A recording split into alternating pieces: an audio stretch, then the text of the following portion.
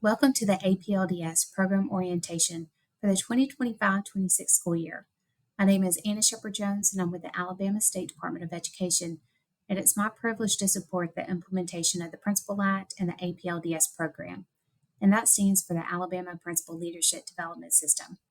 Last year was our first year of implementing this new law and this program, and we're excited for you to join us today as we prepare for another year to support you in your leadership development. But I always like to start with a why.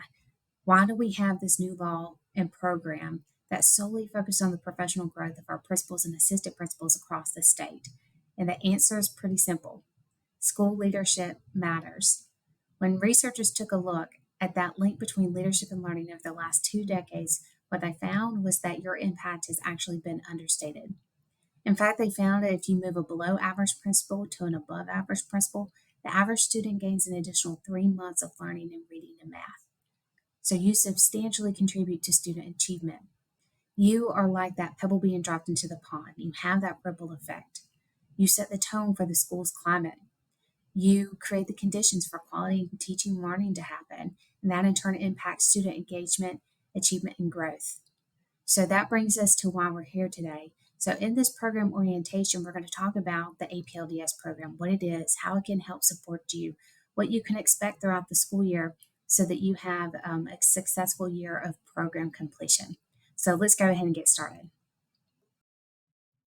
The ultimate goal of the APLDS program is to increase the effectiveness of our school administrators so that we can see those improved academic outcomes for each and every one of our students.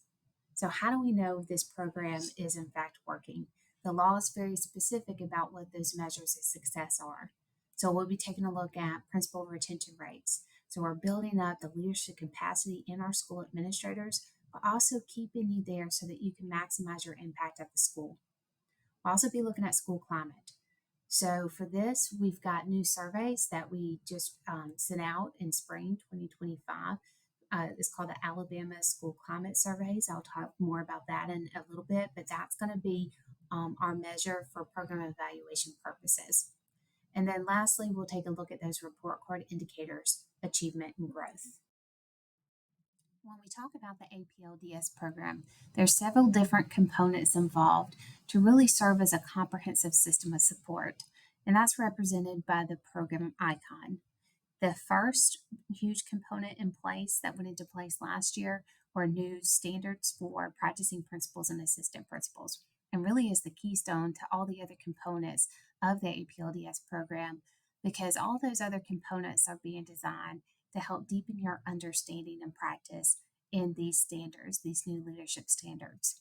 Another component is the Alabama Principal Leadership Framework. We'll talk about that today and how you can use that resource to help you understand and implement the new standards. And then lastly, what we put into place is a new principal mentoring program. This is a program that we have in partnership with CLASS that provides that one-on-one mentor support for new principals. Now, this isn't designed for somebody who is new to the district or maybe even new as a principal to Alabama. This is intended to be a program for somebody who's never been a principal before. They are completely new to the principalship. And it's also not a program for new assistant principals. This is just designed for principals. Another component of the APLDS program is your participation in high quality professional learning from a state approved list. I want to make sure that you see that noted that that list is going to be updated every year. So I want to make sure that you know where to find the most current list. It should be labeled 2025-26 state approved list, and I'll show you where to find that information. Now in 2027-28, that's when the entire APLDS evaluation system will be implemented. The design team is currently working to develop that with national experts so that we can get that ready for you in a few years. But a part of that was implemented last year, and that's the professional learning plan. But that's not going to be the full evaluation system. And then by 2029-30, that we'll have an Alabama Leadership Academy, and this is going to be for principals and not assistant principals. And it's for existing principals. You'll be required to participate at a year-long leadership academy in order to continue to receive that principal-like stipend. So this is how the law is designed, is that the program requirements are going to increase over time in order to keep getting this stipend. So let's get into those components in a little bit more depth.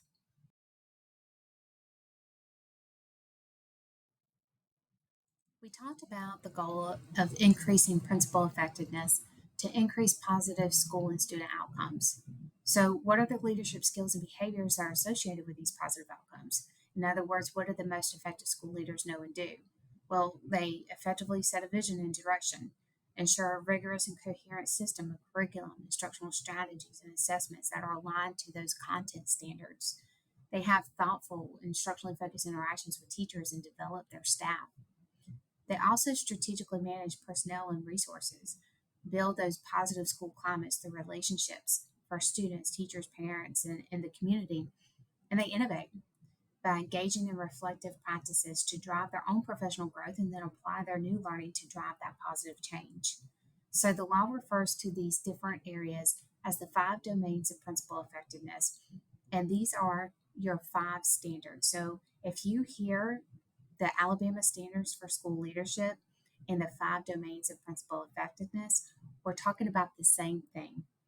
And you can see that these 5 domains, these 5 standards, are on the outside rim of the APLDS logo. And again, because that's the driver for all these different components that are being developed, because we know that the most effective principals and assistant principals attend to these 5 different areas of leadership. They've got to be that visionary leader, instructional leader, managerial and operational leader, relational and innovative leader. Now, where can you find those standards? You can find them by going to the website, alabamaprincipals.org. And if you're not familiar with this website, I hope you go ahead and pull it up on your computer and go ahead and bookmark it, because this is going to be a one-stop shop of all the information that you need related to the APLDS program and the Principal Act, including these standards. So there's a tab at the top that says standards. You'll click on that and be able to access both the digital and printed version. Now let's talk about some terminology. So you've got 5 standards. Those are the 5 domains of principal effectiveness. And these standards also include indicators that elaborate the practices that are necessary to meet the standard. So there are 30 indicators. So 5 standards and then 30 indicators. And as you begin to read through these new professional standards, I hope you see what I see, and that they're a really good, solid set of standards. The team did a really good job of creating them to really ensure that there's clarity and understanding, and it defines the nature and expectations of what we know an effective school leader should be able to do based off of current research and best practices. So what are those critical things that you need to focus on so that you can impact student learning and see those other positive school outcomes? So they're easy to understand and clearly defined set of standards. So the team did a really good job.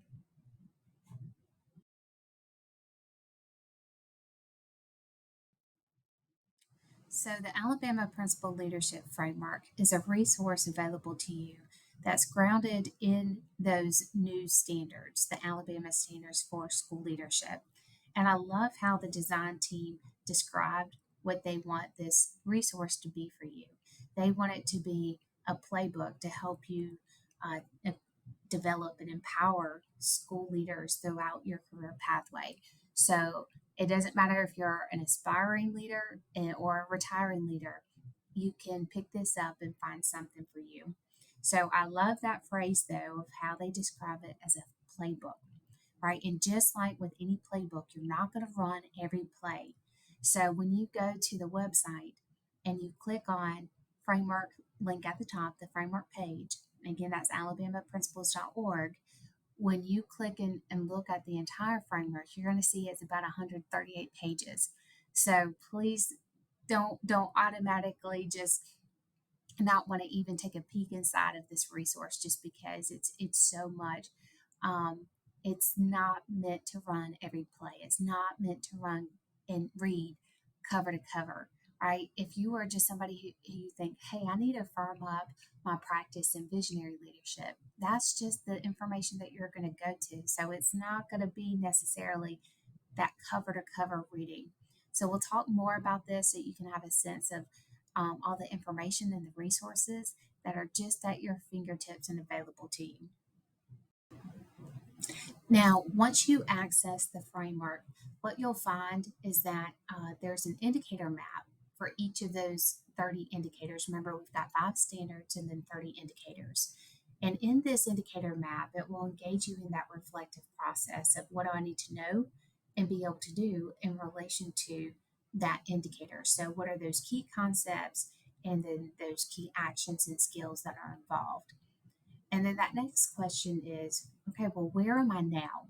Where am I now along a continuum of practice? So we're used to seeing levels in different continuums of practice and in previous evaluation systems. So very similar to that. But now you've got 4 levels. You've got emerging leader, developing leader, effective leader, and transformational leader. And that next question, though, is where do I want to be? So let's say that I'm a developing leader in this particular area, in this particular indicator. Hey, that's okay because the whole point is to engage in that professional growth and engage in that process. So, what does it look like of being an effective leader? What's my target? And you'll see that in those descriptors. So you can look at that next step. Where do I want to be? If this is where I'm at, then where do I want to be? And then that critical question of how will I get there? So often we tell people this is what you need to do, or we're told this is what you need to do.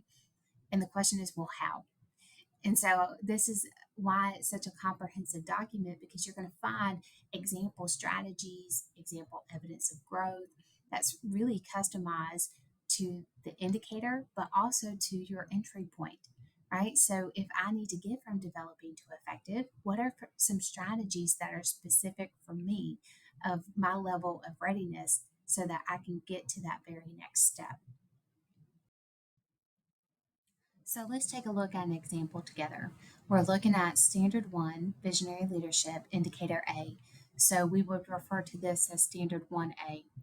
And you'll see to the left, what do I need to know? So what are those big ideas with this particular indicator?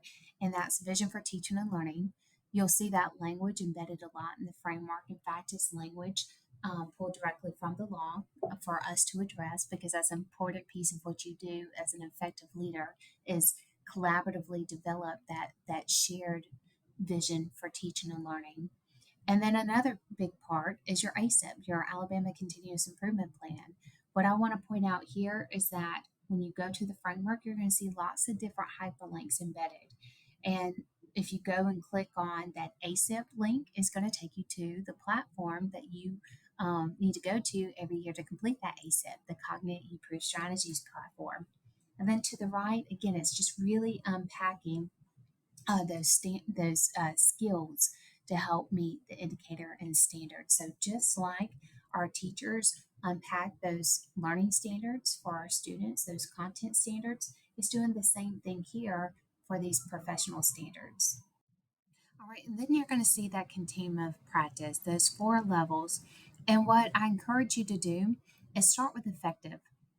Read those descriptors and see, hey, does this really describe my current practice and understanding? And if it does, hey, bump over to transformational and see if that's a better description for you.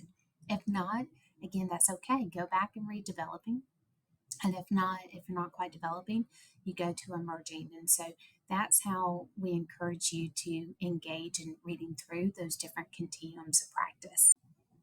Now, in the appendix of the framework, you'll find the self-assessment tool where you can go ahead and engage in that reflective practice of where you are currently along that continuum of practice.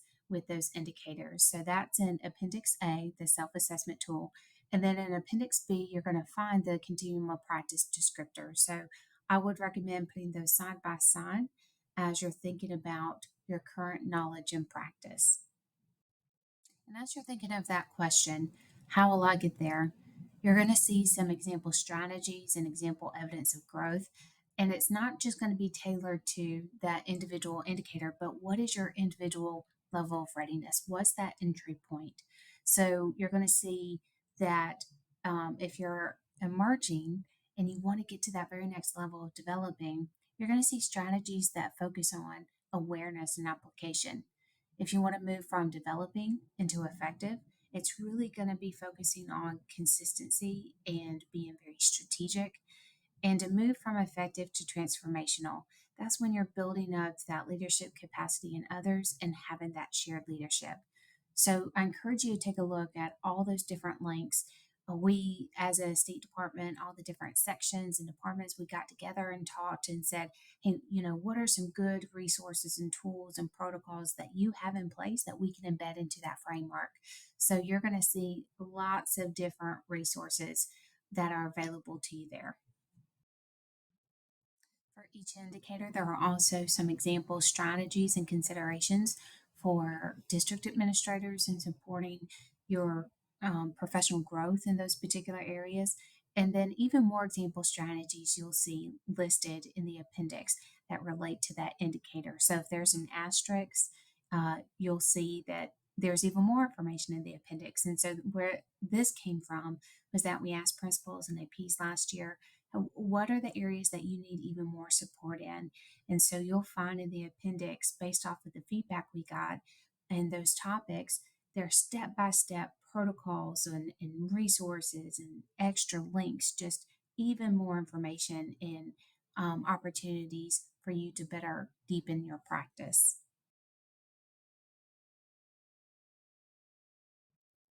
When you go to the alabamaprincipals.org website, you're going to see two different tabs that relate to high quality professional learning. There's going to be one tab that will provide professional learning guidelines, and an additional tab where you're going to find the current state approved list. Last year, there was just one tab for professional learning, and hopefully, separating these two out will just better increase the readability and the flow of how you're accessing and engaging in this website. So we'll talk about both of those right now. One guideline you'll find on the page of this website is that all state approved high quality professional learning for the APLDS program is awarded through the PowerSchool PL platform as APLDS clock hours. So it has to be awarded through our statewide professional learning platform that keeps track of the professional learning experiences that you've completed. And there are different credit types. So it can't just be regular clock hours or an ACLD-PLU credit type. It must be APLDS clock hours. And that's a new credit type that we put into place last year so that it will make it much easier for you to track where you're at and towards meeting this program requirement. Another guideline is that you must complete at least 30 APLDS clock hours between June 1st, 2025 until the end of May. That's May 31st, 2026. So all of those APLDS clock hours must be completed within that time frame. Now, as a tip, when you look at the courses in the PowerSchool PL platform, you'll see a standard naming convention. It will say APLDS dash the professional learning provider, and it'll also include 2025-26 so that you know for sure that that is going to count towards this school year for the 2025-26 school year. So any professional learning that you participate in June 2026 is going to count towards the 2026-27 school year. Another guideline is that every state approved conference has a registration deadline in PowerSchool PL for receiving APLDS clock hours. And if you're not registered in PowerSchool PL by that deadline, unfortunately, credit will not be awarded after that deadline. So when you go to the state approved list, which we'll talk about in just a few minutes, you'll find a section where you can go to conferences. When you click on that, you'll find a conference link for anything that's been state approved, and it'll give you step by step directions of what you need to do in order to earn APLDS clock hour credit. Every deadline is going to be different depending on when the conference is. Now, this requirement was also in place last year that elementary school administrators, that includes both principals and assistant principals, you're required to participate in early literacy professional learning if you have grades K through 3 on your campus, and early numeracy professional learning if you have grades K through 5 on your campus.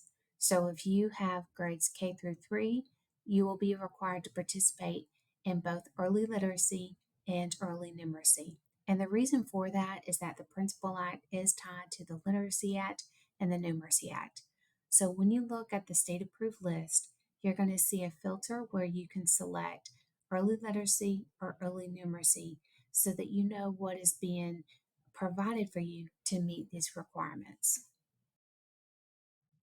Another reminder is that if you have any questions or need further information about the session, so when it's being held, the location, are there upcoming offerings, that you can reach out to the professional learning provider to help support you. And if you also have questions about being awarded your APLDS clock hour credit, you can reach out to the professional learning provider as well. So you'll find on the state approved list that the contact person, the person's name and email address has been provided for you, so you know who to reach out to get that support. When you go to the state approved list, you'll see a message that automatically pops up, and that's to prompt you to remind you to go to that professional learning guidelines page for further information. Once you read it, you click I understand. When you're selecting professional learning, consider your PLP goals. What do you need to participate in to help you meet those goals? What about those standards? What areas do you need to really firm up your understanding and practice? And then your context, if that changes, you need to plan accordingly. But if you scroll down, you'll also see where you can search by professional learning type. So, for example, if you want to take a look at the conferences, you click on that link. And again, this is going to prompt you and show you another message to remind you that there are deadlines involved when it comes to the conferences. So let's scroll down and let's take a look at a conference that a lot of folks attend, and that's Mega. So I'm going to click on the link for this particular conference, and it's going to give me even more information, step-by-step directions of what I need to do to make sure I get the APLDS clock hour credit, including those deadlines. Now, if you scroll down, you can also search by professional learning provider. For example, if I want to see what MTSS has to offer, I can search that way. I can go back to the prompts and I can select all, but then to the right, I can also search by early literacy professional learning to see what's going to meet the requirement if I'm an elementary principal or assistant principal.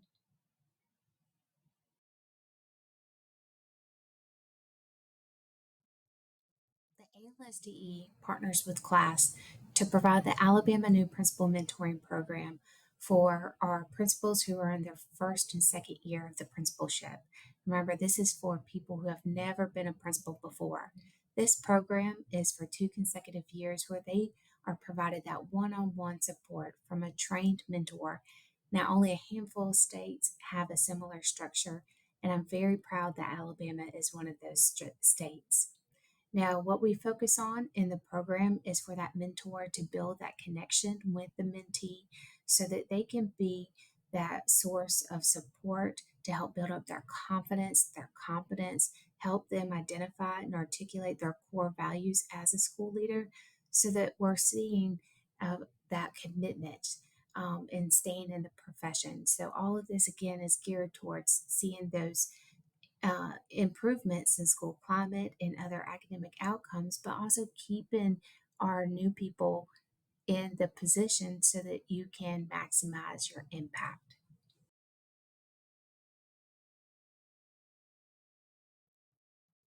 As a reminder, the APLDS evaluation system is being developed and implemented in two phases. Last year, the professional learning plan and the feedback was implemented, but there's lots of different puzzle pieces that need to come together to make an evaluation system very meaningful and impactful to support your professional growth.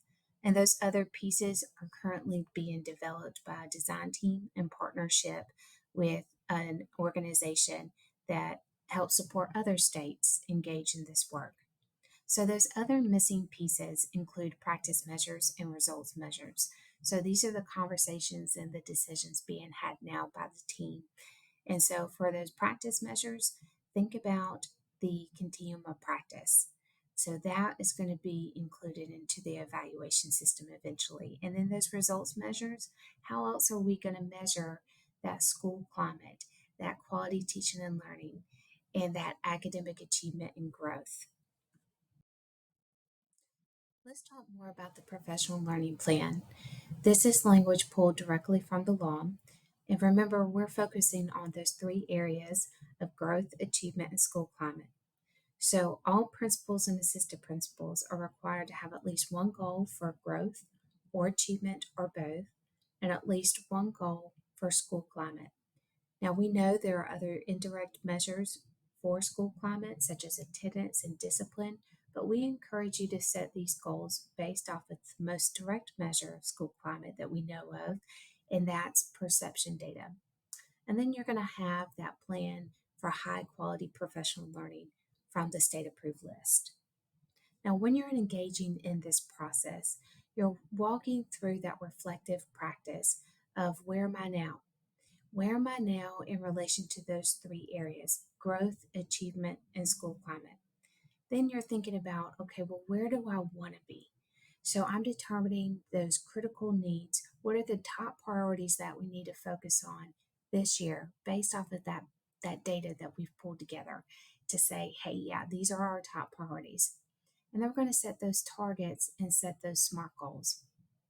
Then we're thinking through, well, how am I going to get there? And so at this point, you have two improvement plans that you're focused on. That's your professional learning plan. So that is your personal growth. But then you also have your ASIP, your school improvement plan.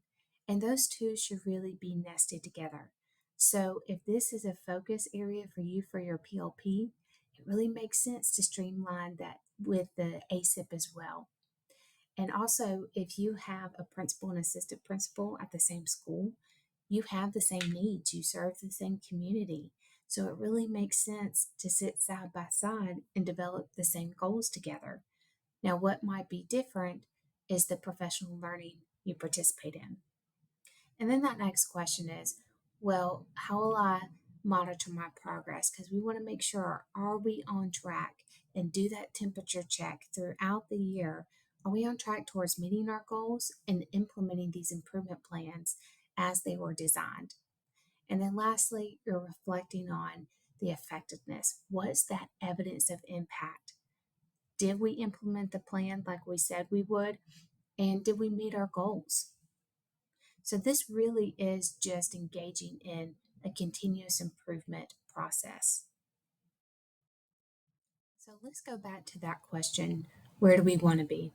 And you're looking at setting targets and you're setting those goals. We really want to make sure that they're SMART goals. So that means that they're very specific. So they're detailed and explicit. They're measurable. So we have some type of target, some type of percentage, and also we know the metrics. So what assessment data are we using? Are we talking about state assessment results, or are we talking about benchmark results? Are we identifying what surveys we're using? We want to make sure that the goal is attainable. So what can we actually accomplish within 1 year? We want it to be relevant and data based, right? It's based off of that evidence of need. So, really looking at that baseline data, that data over time to see what's an appropriate goal. And then time bound, again, what can be accomplished within 1 year, having that sense of urgency. We do have a school climate model in Alabama.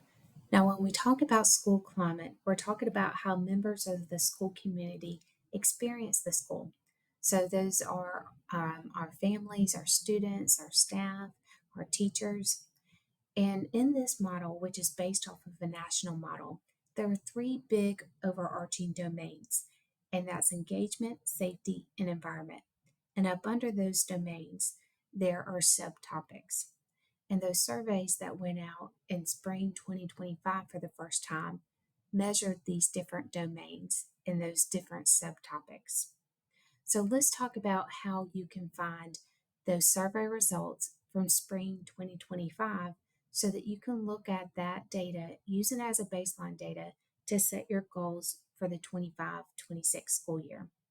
If you go to the website, the alabamaprincipals.org, there should be a tab at the top that says School Climate Surveys, and you're going to find step-by-step directions and tutorial of how to pull that data for your school so that you can set those goals.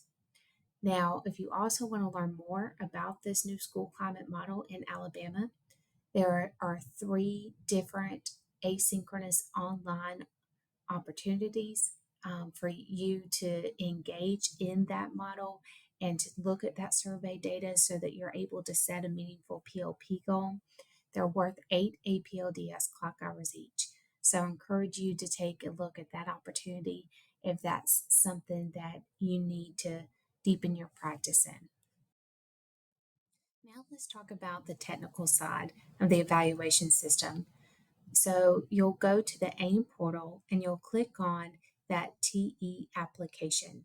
And this should look similar to what you saw last year if you completed the APLDS evaluation system. There are 4 steps, but it looks different this year. There is an additional step.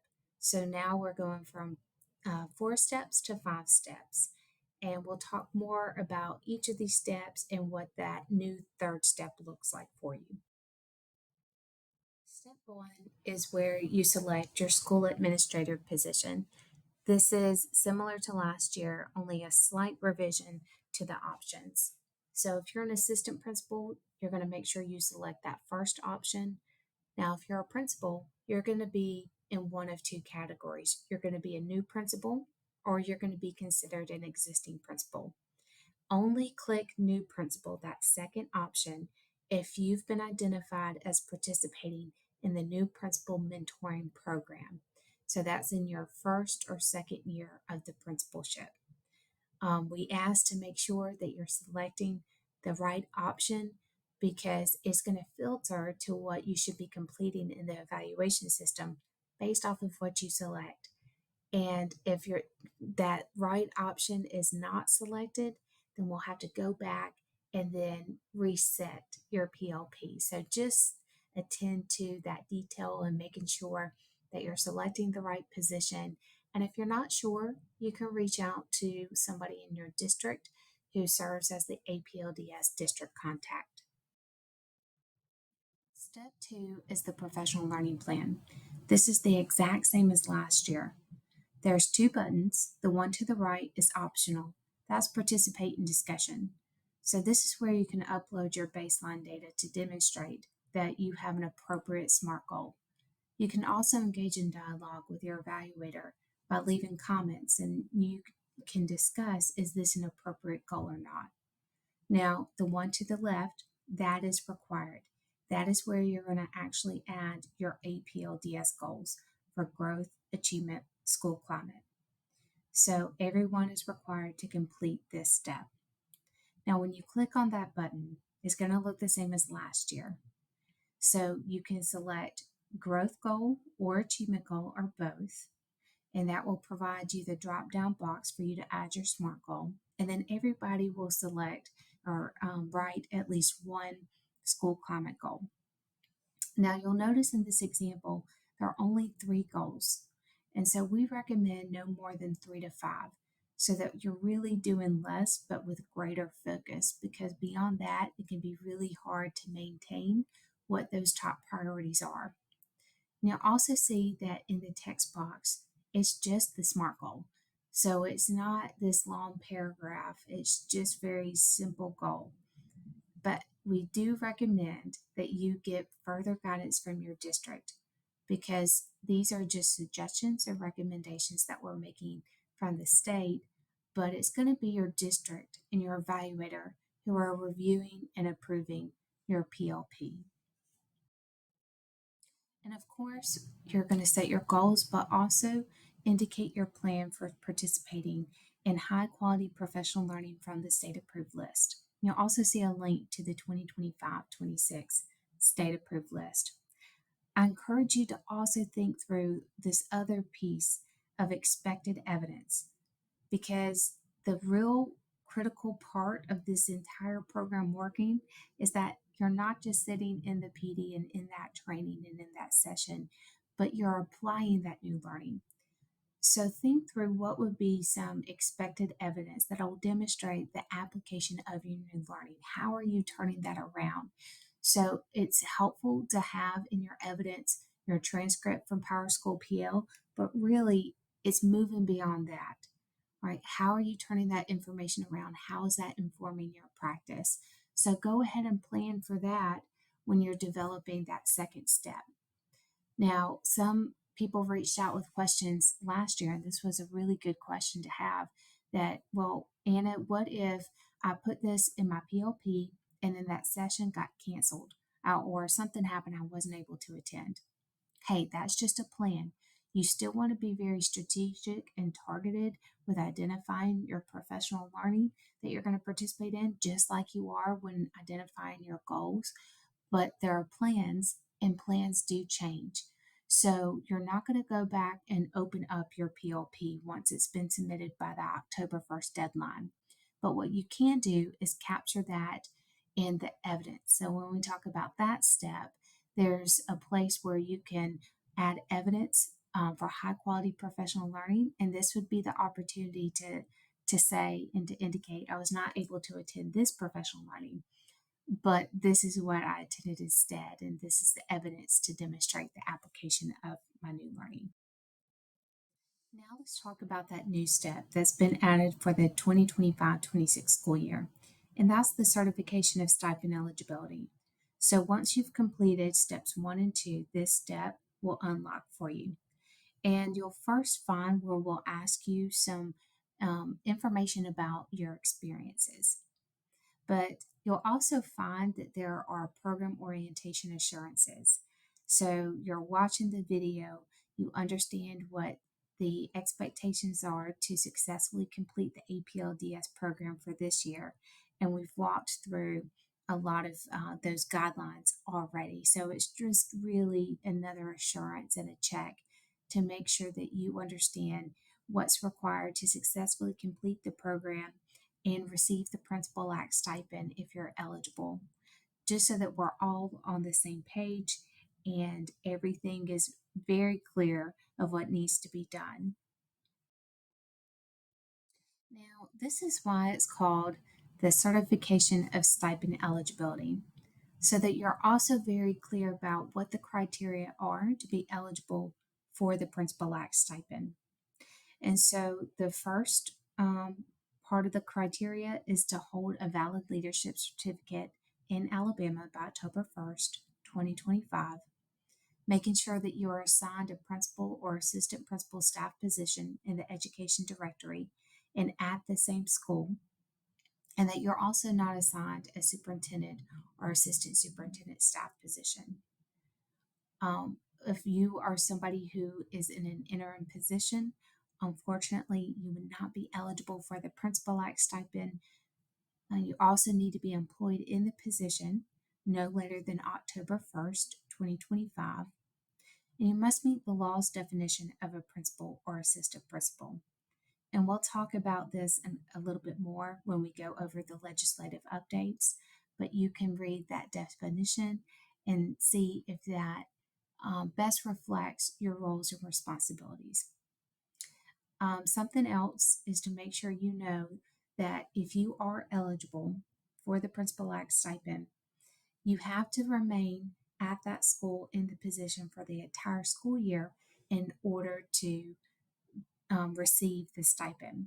So if we say it's April and you've completed at least 30 APLDS clock hours, you've completed the evaluation, you've completed the steps, but somebody decides to go ahead and retire early in April and not waiting to the end of the school year when the kids are still there, then unfortunately you would not be eligible to receive the Principal Act stipend.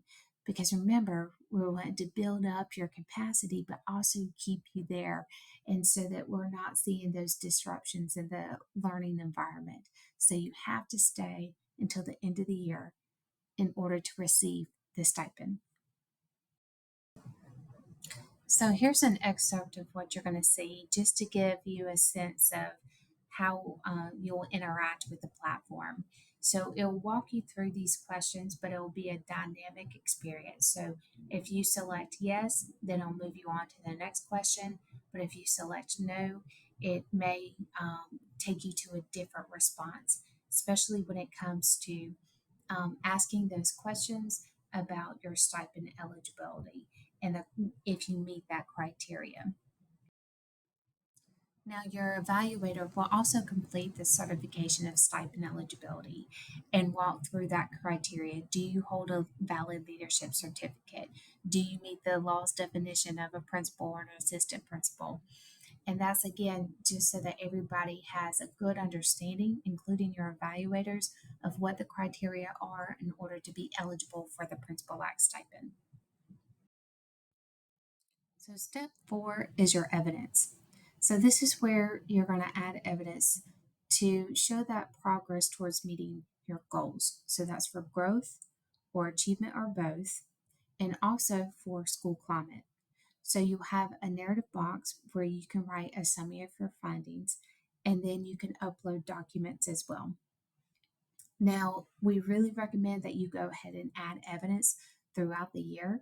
So you'll add maybe monthly or quarterly, but it's not going to be until the very end of the school year where you're going to actually hit submit at the bottom. So just making sure you're hitting save and you're not hitting submit in the portal, because that will close out this step and that's not what we want. I also want to remind you that there's a box for high quality professional learning, and that's going to be where you add your evidence to demonstrate application of new learning. And I also encourage you to upload at the very end of the year, when you've completed all of your APLDS clock hours, upload the transcript from PowerSchool PL. And you can go to the website if you need some support in how to pull that. This step was also in place last year, and that's the certification of completion. So this serves as an attestation statement to say, I have successfully completed all program requirements and I was eligible for the Principal Act stipend. So that's the first option. There are two other options. The second is that I was eligible to receive the stipend, but I did not complete all program requirements, so maybe I only completed 28 APLDS clock hours. And then that third option is that you're completing the evaluation system, but you weren't eligible to receive the Principal Act stipend from the ALSDE. And that's okay. You can complete the evaluation system even if you're not eligible for the stipend. Now the process is that you're going to go in and select the correct option that best reflects your completion for the school year. And then the checks and balances is going to be that your evaluator goes in and also provides an attestation statement of saying, I hereby certify that yes, they were eligible and successfully completed all program requirements. It's very important that the correct options are selected, and what the evaluator selects is the same as what the evaluatee selects. Because if those don't match, then we'll have to open it back up to you all, and that's going to delay the process for you to go in and select the correct option. So please attend to those details and read those options. And we did have that issue at the end of last year, and it was just human error and not really attending to those details and accidentally selecting the wrong thing. So when we go to look at the data to do the stipend allocations, we are pulling the transcript from PowerSchool PL to see how many APLDS clock hours, and then we're pulling in that data for that last step Did you certify and did your evaluators certify and do they match? And that's how you're going to get the stipend. So I just want to make sure we're paying attention to that last step and selecting the correct option so that doesn't slow the process down for you. Let's talk about important deadlines for the 25-26 school year. So your first deadline is October 1st, the same as last year, and that's your deadline to complete steps 1, 2, and 3 of the APLDS evaluation system in AMTE. As a reminder, step 1 was selecting your school administrator position, step 2 was your PLP, and then step 3 is the new step, certification of stipend eligibility. So it's not only needs to be completed by you, but also your evaluator. So you may want to do that much earlier so that your evaluator has time to meaningfully review your PLP and to give you that feedback. Your district may also have different internal deadlines that are sooner just to make sure that they have time to sign off on everything. Then in February or March, we will be a 2-month window. You'll make sure to send out those new surveys. So the survey will go out to you for your instructional staff to complete, for students, and for families. And then there'll be a survey for you to complete as well. Now, that data is only shared at the state level in aggregate form. And then by the end of April, that's when we'll be wrapping up our mentoring program. And then remember, by the end of May, that's when at least 30 APLDS clock hours must be completed. Now, for the other steps of the evaluation system, steps 4, your evidence, and then step 5, certification of completion. There are 2 deadlines here. And so at this point, there are 2 groups of people. Those who are retiring at the end of the year, but you're still going to finish out that school year, but you know that you're going to be retiring once the kids leave. And then those who aren't retiring. Now, if somebody is retiring, we need to make sure that we go ahead and process your stipend sooner. So you have no later than May 1st to complete all of those steps. So you need to also make sure you tell your APLDS district contact that you're retiring and that everything has been completed. Because the process will be you tell them, that individual will tell me, then I'll go ahead and start pulling the data from PowerSchool PL and then from the AMTE platform, and then start working on the stipend allocation so that we can get that stipend sent in May.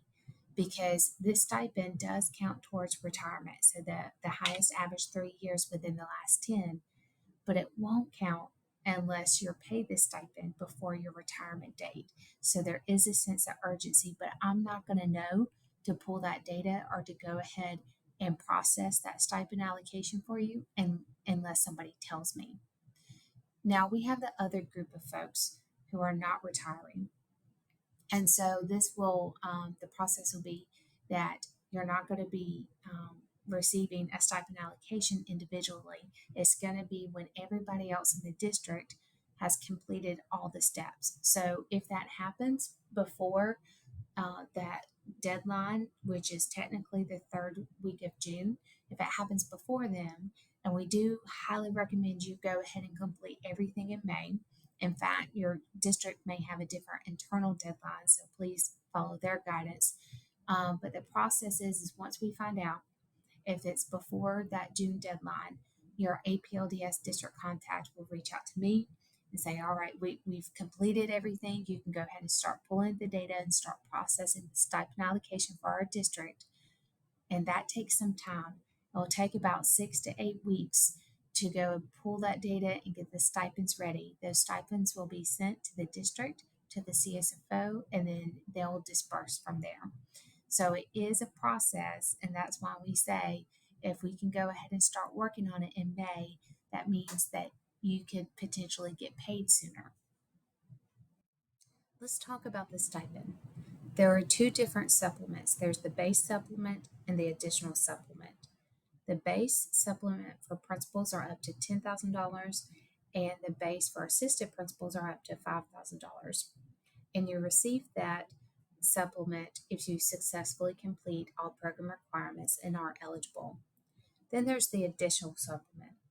And the intention of the additional supplement is to provide an additional incentive for those hard to staff areas.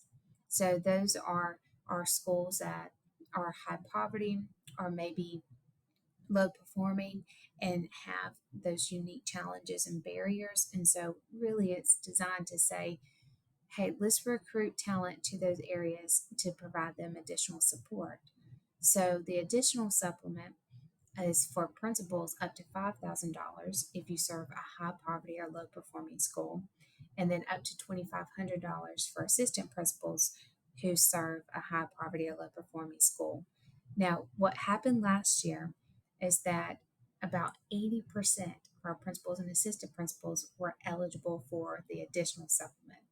So it looked less like a triangle and more like a square. And that was not the intent of the law or the legislators. And so there were some legislative changes during the 2025 session that we'll talk about that redefines the criteria for being eligible for the additional supplement. So the legislative changes have to do with the definitions. So now we have a new and revised and solidified definition of an assistant principal and a revised definition of a principal. And you can see those changes highlighted in red for you in that last column. So some key phrases here, that last bullet point includes CTE building administrator or alternative school administrator. So a key phrase there is building administrator at a standalone facility. And that's another key phrase, standalone facility. Now, the criteria for being identified as a high poverty school has also changed. So no longer CEP. And then low performing school, it's now only CSI. So that designation of TSI and ATSI, those are our designations for accountability purposes. TSI and ATSI have been removed. We still have the schools that have been identified as a priority school. So that's based off of receiving a D or F on the report card. And for, the schools that were limited support schools through the Literacy Act and Numeracy Act are no longer eligible. It's just going to be those full support schools. So you have just heard a lot of information. So let's recap to make sure you know what the program requirements are so that you can get the Principal Act stipend if you're eligible. So first, all principals and assistant principals need to complete at least 30 APLDS clock hours from the state approved list. All school administrators need to complete all 5 steps of the APLDS evaluation system. Remember, we used to have 4, now we have 5. And if you've been identified as a new principal in your first or second year of the principalship, you will also need to complete a state approved mentoring program. Now, who can you reach out to for help, right? Because you may have a lot of questions going forward, and I'd be surprised if you didn't. So, if you have any questions about your APLDS clock hours, who can you ask to get that help from? So, if you're trying to decide what are appropriate professional learning opportunities to participate in to get those APLDS clock hours, of course, you have your evaluator to get that feedback and help guide you in the right direction. And if you have any questions about being awarded the APLDS clock hours, or if a session is coming up, or those specific details about when a session will happen, take place, the location, you can reach out to the professional learning provider. Now, if you have questions about APLDS evaluation system, of course, again, ask your evaluator. You may have a mentor or a coach or some other support that's available to you. And if you need technical support of how to navigate the platform and you're experiencing some of those technical difficulties, we do have tech support team who you can reach by email or by phone. And then lastly, if you have questions about the mentoring program for the state approved mentoring program, you can ask your mentor or your district. And if your district is participating in the Alabama New Principal Mentoring Program, you can ask class as well. They can help you. If you have any questions, about your stipend eligibility. Please reach out to your district. They'll be able to provide you that further guidance and more specific guidance. And then once we start processing those stipend allocations at the end of the year, if you have questions about the payment, the timing of the payment, the benefits, how all those things work, we're not going to have that level of detail. So you'll also need to reach out to your district or your CSFO to provide that further guidance for you. As we wrap up this orientation for the APLDS program, I just want to leave you this thought that the work you do as school leaders is one of the most powerful levers we have for student success. So, this program is really designed to help support you because when you feel equipped, empowered, and connected, you're really going to be the leaders that our schools need and our students deserve. So, thank you for that commitment. And we look forward to working alongside you as you continue to grow and lead with impact.